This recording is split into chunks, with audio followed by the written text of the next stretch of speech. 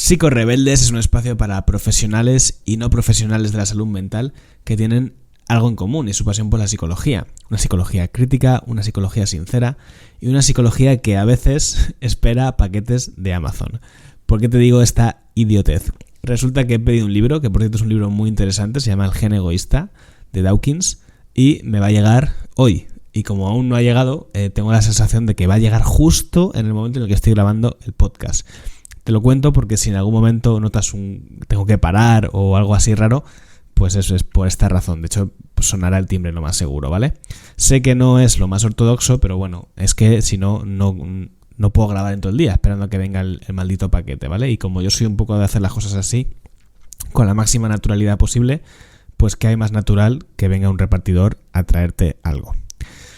Bueno, el tema de hoy es muy interesante, al menos para mí. Sé que es un episodio que quizás no va a ser el más interesante para todo el mundo, porque quizás si no es un tema que te toca de cerca, pues a lo mejor no te interesa tanto escucharlo o no le pones tanta atención.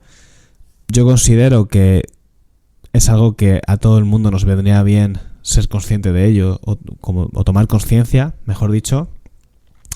Y ya te digo, sin lugar a dudas, para mí está muy presente porque es parte de mi profesión y de lo que me encuentro pues a menudo en consulta, ¿no?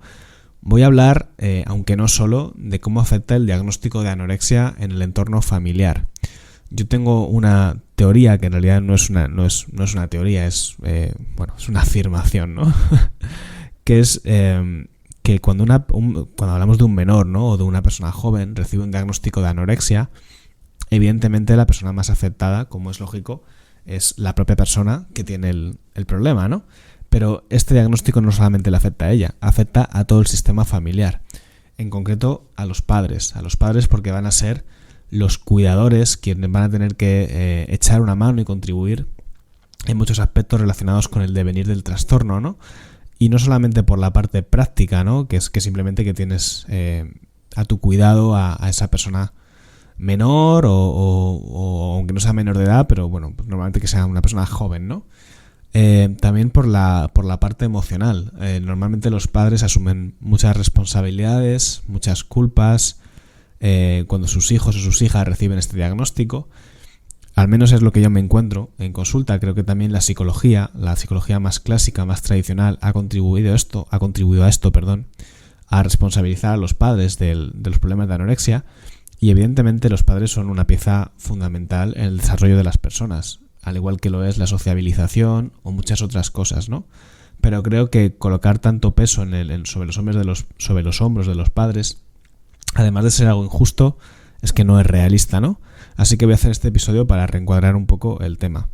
De hecho, he escrito un libro que te voy a dejar en las notas del programa o del vídeo, según donde estés viendo o escuchando esto, que es básicamente una guía de ayuda para familias, para padres principalmente, aunque bueno, es extensible a cualquier cuidador, ¿no? o familiar que trabaje o que tenga a su cargo personas con TCA, ¿no? Donde doy pautas y donde explico un poco a estas personas, ¿no? A los familiares y a los cuidadores, cómo sobrellevar esta situación, dentro de que es necesario combinar esta lectura, por supuesto, con un trabajo profesional, ¿no? Pero es habitual que los padres haya muchas situaciones que no sepan cómo gestionar, pues desde cosas de cómo ser estrictos a la hora de aplicar el menú que les pone el profesional, a cómo hacer cuando su hijo o su hija les pida la báscula, a cómo hacer cuando la persona tenga distorsión corporal, así están haciendo bien X, están haciendo bien Y, yo qué sé, muchísimas cosas, ¿no? Que son un poco las que explico en este manual, que es un manual, son unas 90 páginas, es cortito, pero va muy directo al grano para ofrecer esa ayuda a las familias y a los padres, ¿vale? Como te decía, lo voy a dejar en las notas del programa. Bueno, para introducir el tema del que vamos a hablar hoy, vamos a empezar tirando de datos. Yo me he ido aquí a la web de Statista, la tengo por aquí, voy a ir a mirarla. Statista es un portal que nos da información sobre muchos temas, ¿no? Estudios de prevalencia y demás. Yo lo que he buscado es el número de casos de la evolución histórica del número de casos de anorexia nerviosa y bulimia en España. Aquí lo que he sacado en Statista me lo saca desde el 2011 al 2020, ¿no? Y bueno, los datos son, así viendo la gráfica, son desde luego que asustan, ¿no? Porque es una gráfica ascendente. Desde el 2011 hasta hoy no ha parado de crecer. En el 2011 se registraron 14.659 casos y en el 2020 79.202 casos. O sea, fíjate qué barbaridad, ¿no? También es verdad que esto se puede atribuir no solamente al aumento de casos, sino que quizás ahora somos más efectivos a la hora de detectar o diagnosticar este tipo de problemas, ¿no?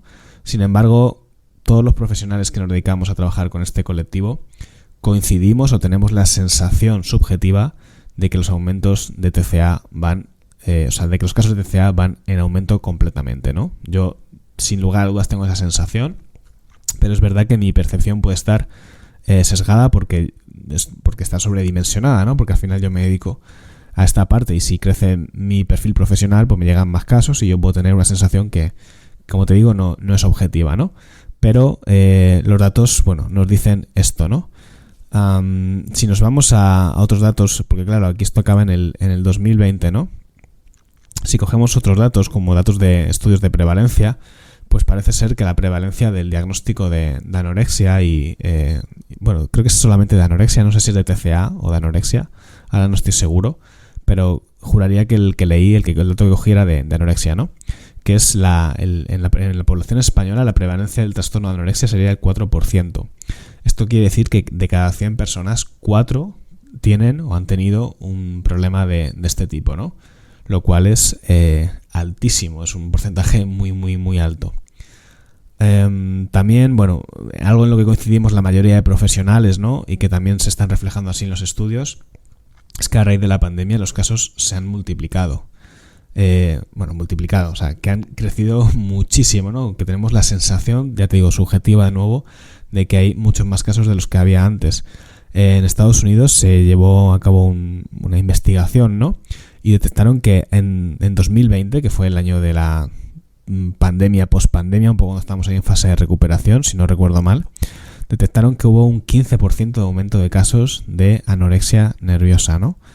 Y aquí en España, en el Instituto Universitario de Investigación en Atención Primaria Jordi Gol, solamente en Cataluña se concluyeron que los diagnósticos de TCA en adolescentes se duplicaron durante la crisis sanitaria, ¿no? Durante el momento de la pandemia y todo lo que le sucedió.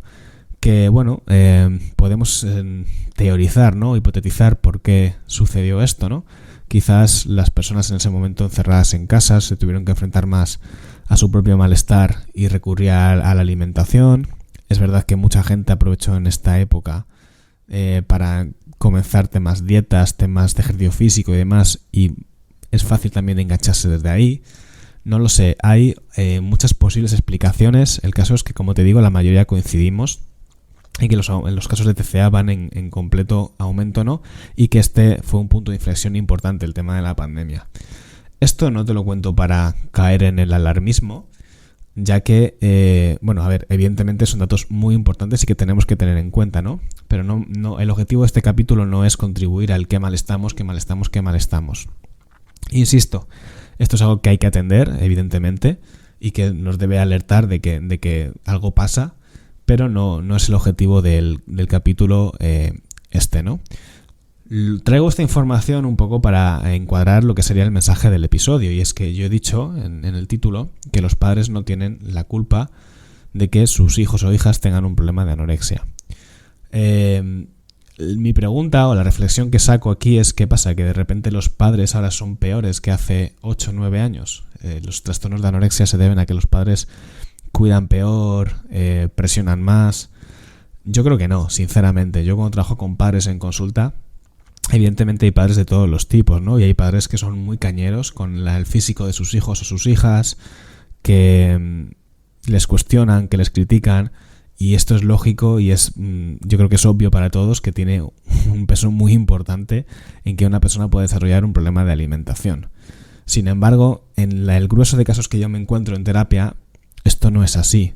Hay padres que pueden prestar más o menos atención, más o menos importancia al aspecto físico, a la alimentación, pero no veo yo una clara relación entre que sean los causantes directos del trastorno de alimentación, ¿no? Es verdad que hay muchos grises en medio, ¿no? Por ejemplo, he visto casos de personas pues que, por ejemplo, el típico niño o niña que va a la revisión de los 10, 12 años, no sé ahora mismo a qué edad se hacen, y el pediatra de turno le dice que tiene un sobrepeso y que eso es importante trabajarlo, ¿no? Se lo comunica a los padres y los padres empiezan a ponerse intensos con el tema dietas y demás.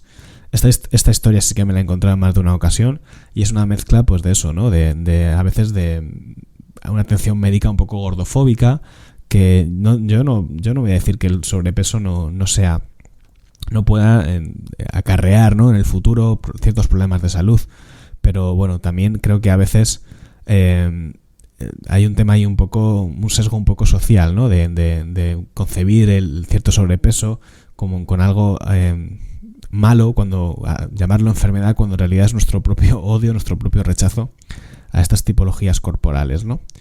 El caso es que, como te digo, yo creo que no es justo responsabilizar a los padres de este aumento de casos, y tenemos que empezar a mirar hacia otros sitios, tenemos que empezar a mirar hacia causas que tienen más que ver con lo social, ¿no?, con cómo estamos cambiando o qué está pasando en el mundo para que esto vaya en aumento, ¿no?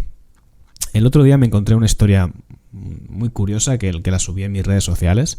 Por cierto, si me quieres seguir en Instagram, mi Instagram es @grulla psicología y nutrición. Estoy dando, por cierto, palmas con las orejas porque no ha sonado aún el timbre y estoy intentando ir rápido para que acabe el capítulo sin que suene. Veremos a ver. Como te digo, encontré una historia muy curiosa de un chico que se llama Kyle Gorbach, si no recuerdo mal. Bueno, este chico es un creador de contenidos, es un cómico, y se le ocurrió la fantástica idea fantástica, entre comillas, la idea desde luego era original, de fingir un mes entero de su vida en Instagram mediante la generación de imágenes, mediante las IAs, ¿no?, mediante la generación de imágenes por inteligencia artificial. No sé si estás al tanto de esto, pero bueno, ahora hay un auténtico boom con el tema de las IAs, ¿no? Y logran cosas muy curradas en las que pueden sacar fotos muy realistas de ti y de otros personajes famosos y demás. El caso es que este chico empezó a generar estas imágenes y a subir fotos pues suyas viajando. Incluso subió una foto con Ryan Gosling, el actor, una foto que nunca existió, que es una foto que no es real, pero que daba el pego, ¿no? Tanto daba el pego que sus seguidores le creyeron, no cuestionaron que eso pudiera ser falso, ¿no? Y entonces él contaba como algo que empezó como un vacile, como algo para irse dando a conocer. Poco a poco le iba generando como una especie de mezcla entre ansiedad y dopamina, ¿no? En el sentido de que sentía ahí como el subidón cada vez que recibía esos likes y ya empezaba un poco como a sentir esas fotos como reales. De hecho, más adelante, creo que en unas declaraciones que hizo a una revista, él cuenta que que lo iba a dejar porque básicamente estaba ya empezando a confundir un poco realidad y ficción, ¿no? Y entonces yo creo, personalmente, esto es una opinión mía, por lo que me encuentro y por lo que para mí tiene sentido, y es que el uso de las redes sociales tiene mucho que ver con este aumento de la red de los trastornos de alimentación, ¿no? Al final, un trastorno de alimentación de tipo anorexia, sobre todo, tiene que ver con la idealización del yo, con sentir que tenemos el control absoluto, un cuerpo ideal, y esta idealización es un poco, por ejemplo, lo que le pasa a Kyle cuando empieza a contar una mentira en sus redes sociales que se la acaba de creer, ¿no? Al final, las redes sociales hacen mucha fuerza o ejercen mucha tensión sobre la apariencia, sobre que nosotros le mostremos a las personas partes de nosotros lo más deseables posibles y nos den likes y sentirnos poderosos, sentirnos importantes, sentirnos especiales, como lo queramos llamar, ¿no? Yo recuerdo el caso de una chica que su TCA empezó así. Creo que lo conté en algún capítulo. Era una chica que empezó a subir fotos muy retocadas con Photoshop y demás a sus redes sociales y claro, empezaba a recibir muchos likes y demás. Yo veía sus fotos y es que casi no las reconocía, ¿no? Entonces, ¿qué pasa? Que cuando tú en tus redes sociales empiezas a proyectar unas imágenes que empiezan a recibir admiración, tú quieres fundirte con esa imagen. Cuando luego en la vida real te miras al espejo y ves que eso no se corresponde, se genera una disonancia, ¿no? Y hay dos opciones: o aceptar la dura realidad o intentar adaptarte a la imagen que has proyectado, ¿no? Intentar convertir la ficción en la realidad. No sé, creo que el tema de las redes sociales es un tema que está potenciando de muchas maneras el tema del TCA y tenemos que tenerlo presente, ¿no? Otra de las las patas o de las fuentes a las que yo atribuyo el que cada vez haya más TCA es que cada vez más pronto los chavales tienen acceso a información que quizás no deberían tener. Porque la movida está en que cuando tú eres joven o adolescente o demás, pues evidentemente eres alguien inmaduro o inmadura y vas a recibir la información y vas a hacer con la información pues lo propio de la edad en la que te corresponde, ¿no? Te va a faltar cierto pensamiento crítico, te va a faltar cierta capacidad para relativizar, para flexibilizar. Y si tú empiezas a recibir un montón de información de posts de Instagram, de artículos de blog, de vídeos de YouTube, de todo, donde te dicen que adelgazar es tan fácil como esto y te van metiendo un poco en esa espiral de motivación, de tal y cual, es fácil engancharse a eso, ¿no? Creo que ahí los adolescentes o los jóvenes están muy expuestos a poder ser atrapados desde perfiles que, bueno, hay muchísimos, ¿no? Yo he visto varios en Instagram y en TikTok de gente diciendo auténticas barbaridades. Entonces es muy fácil dejarse seducir por todo esto, ¿no? Y un tercer punto que también creo que tiene que ver es que quizás, no sé en qué tanto desde la psicología se contribuye a patologizar a la población o en qué tanto realmente es que cada vez estamos un poquito peor, estamos más inestables, ¿no? Esto lo hablé en el episodio de ansiedad cuando hablaba con Rubén sobre el concepto de sociedad líquida, ¿no? Cada vez tenemos más incertidumbre, tenemos más presión por cosechar éxito social, por tener una vida placentera. Esa persecución de la felicidad, de tenerlo todo, nos mete un poco en una rueda de ratón, de hámster, en la que estamos constantemente persiguiendo sombras, ¿no? Y angustiándonos por alcanzar el siguiente peldaño. Al final esto provoca un sistema de funcionamiento que está un poco gripado, que estamos constantemente sintiéndonos insatisfechos, angustiados, ansiosos. Y desde aquí la comida aparece como un lugar de seguridad, ¿no? Como un lugar de confort, como un lugar de regulación. Si además le sumamos a esto que la industria alimentaria pone todo de su parte para que esto suceda, bombardeándonos con alimentos que tienen la capacidad intrínseca de generarnos ese confort, pues claro, es un caldo de cultivo perfecto, ¿no? Si por un lado tenemos toda una sociedad que nos aprieta a funcionar rápido, un colchón emocional como es la comida muy accesible y a su vez una presión por hacerlo lo mejor posible, adelgazar y tener el cuerpo 10, es un pifostio de cuidado. Y yo creo que hay que mirar más en esta dirección, ¿no? Y quizás la labor que tenemos como padres, como educadores, es desde jovencitos a los chavales y a las chavalas informarles de lo que es un TCA, contarles los riesgos y que lo entiendan profundamente, asentar esas bases en ellos para que cuando lleguen los momentos delicados, que suelen ser en el comienzo de la adolescencia o un poquito más entrada esta, tengan esas barreras mentales que les puedan frenar de entrar en algo así. Yo tengo la sensación muy fuerte de que el TCA es algo de lo que no se habla hasta que sucede. De hecho, hay un patrón bastante habitual en los casos que veo de TCA con adolescentes, y es que había señales más o menos evidentes desde hace tiempo de que esa persona se podía estar yendo a un TCA. Ya no un TCA, sino a expresar cierta preocupación con el cuerpo o con la alimentación, pues le pide a sus padres quitar ciertos alimentos, ves que come menos, que se mira mucho al espejo, se comprueba, ¿vale? Y de alguna forma quitarle hierro, ¿no? A esas señales, como intentar pensar que son cosas de la edad o demás. Y que una vez que eso ya explota y te da en la cara, ¿no? Y ya se confirma el diagnóstico y bueno, eso se pone delante, pasa justo lo contrario. Ahora todo ya es TCA, todas las conversaciones en la familia, todo gira y todo orbita en torno al problema de alimentación, ¿no? Hay estos dos contrastes que me suelo encontrar mucho en consulta. Y de esto también es una de las cosas que hablo en el libro, ¿no? Hablo de todo esto que estoy explicando, hablo de cómo los padres se culpan o se responsabilizan del problema de sus hijos, y esto, a la vez que es un motivo de sufrimiento para ellos, es que también se convierte en un impedimento para la propia terapia, porque la culpa es una emoción muy engorrosa, y cuando tú empiezas a moverte desde la culpa e intentas empezar a actuar desde ahí, te mueves más en dirección de quitarte esa culpa que de realmente prestar ayuda, ¿no? O prestar, ya no de prestar ayuda, sino de prestar la ayuda que se necesitaría, que lo he dicho un poco mal, ¿vale? Entonces, como te digo, En el libro hablo sobre todo esto, es un libro que está dirigido a padres y madres principalmente, pero también lo encuentro muy importante o muy interesante para profesionales que no sepan muchas veces cómo manejar este tema de las familias, no sepan qué material darle a las familias y ya te digo, incluso para ellos, para saber cómo, qué pautas dar a las familias, ¿no? Yo creo que es un material muy interesante para, como terapeuta, tenerlo tú, habértelo leído, entenderlo bien y poder pasárselo a las familias y tener ese lenguaje en común, ¿no? Pues te acuerdas que en la página no sé qué, en el capítulo tal se ve tal. Bueno, como una especie de guía de trabajo, ¿no? Para dar más claridad, porque muchas veces el trabajo con las familias en consulta, cuando trabajamos con menores, no es fácil, ¿no? Es un poco ahí a trancas. Las familias cuando se inquietan llaman, nos llaman al teléfono, hablamos con ellas. Es una cosa que no es fácil porque nuestro paciente principal es pues quien tiene el problema de anorexia, ¿no? Así que nada, lo dicho, te dejaré ahí el libro en las notas del episodio.